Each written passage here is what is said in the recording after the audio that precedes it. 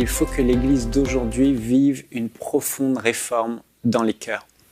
Et si je vous pose la question aujourd'hui, qu'est-ce qu'un chrétien ? Vous allez certainement me répondre qu'un chrétien, c'est quelqu'un qui croit que Jésus est le sauveur du monde.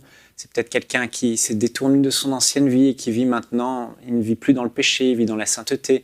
Ou c'est quelqu'un qui a une relation personnelle avec Dieu, c'est vrai. Mais quand on plonge nos regards dans les Écritures et qu'on regarde l'Église primitive, l'Église des temps des actes, l'Église des épîtres, on réalise qu'un chrétien, c'était bien plus que cela. Un chrétien, c'était avant tout un disciple de Jésus-Christ. Quelqu'un de sauvé, oui, mais quelqu'un qui avait aussi renoncé à sa propre vie pour servir celui qui l'avait sauvé, servir son maître, servir le Seigneur Jésus-Christ.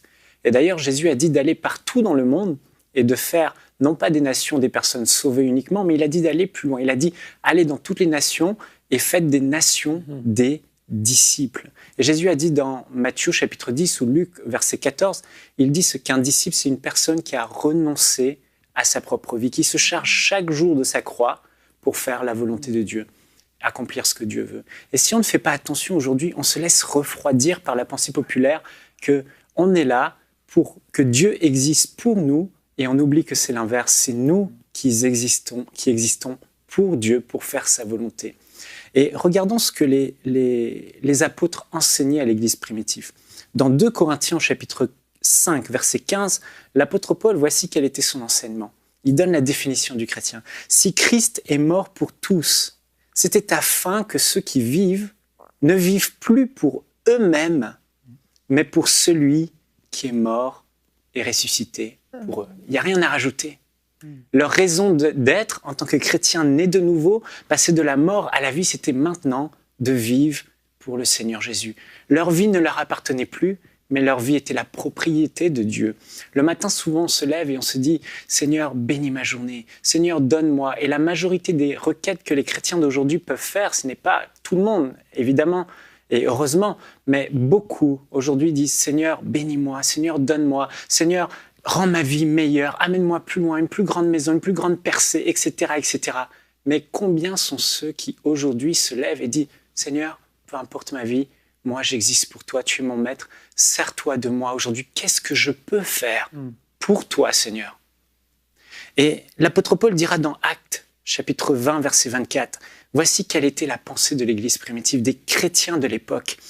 Mais je ne fais pour moi-même aucun cas de ma vie, comme si elle m'était précieuse, pourvu que j'accomplisse ma course avec joie et le ministère que j'ai reçu du Seigneur Jésus d'annoncer la bonne nouvelle de la grâce de Dieu. » Paul enseignait aux chrétiens qu'un chrétien ne cherche pas à se construire une vie meilleure, mais un chrétien cherche à construire le royaume de Dieu. Le chrétien doit chercher quels sont les intérêts de Dieu et à accomplir la volonté de Dieu. Aujourd'hui, dans nos églises, nous parlons beaucoup de bénédiction. Bénédiction, bénédiction, bénédiction. Et je me souviens, cet été, j'ai prêché dans une église et j'ai eu comme vraiment la nausée par rapport au message de la bénédiction. Je dois être honnête avec vous. Non pas que ce soit mauvais. Oui, Dieu est un bon Père, il veut nous bénir, il veut pourvoir à nos besoins. Mais j'ai réalisé que plus on parle de la bénédiction terrestre et ce que Dieu peut apporter, ce qu'on peut vivre ici-bas, j'ai réalisé que les chrétiens passaient leur temps à rechercher les choses d'en bas, les choses terrestres.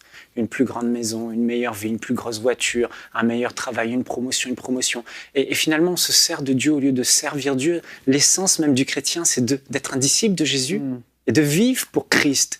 Et non pas l'inverse, Christ qui vit pour nous.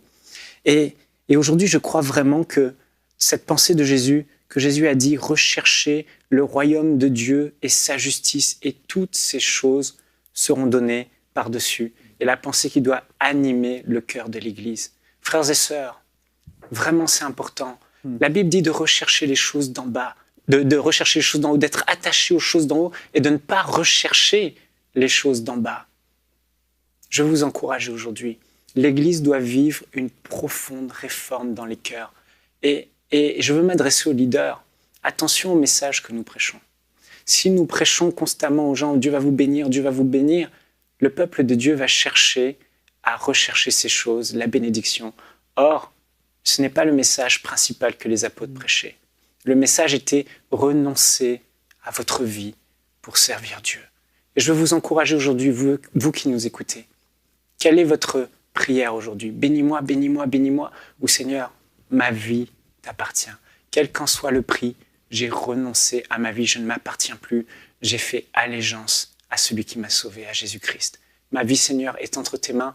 Sers-toi de moi aujourd'hui. Je veux être utile pour ton royaume. Je veux faire avancer le royaume de Dieu. Retrouvez la suite de ce programme dans l'émission Bonjour chez vous sur EMCI TV.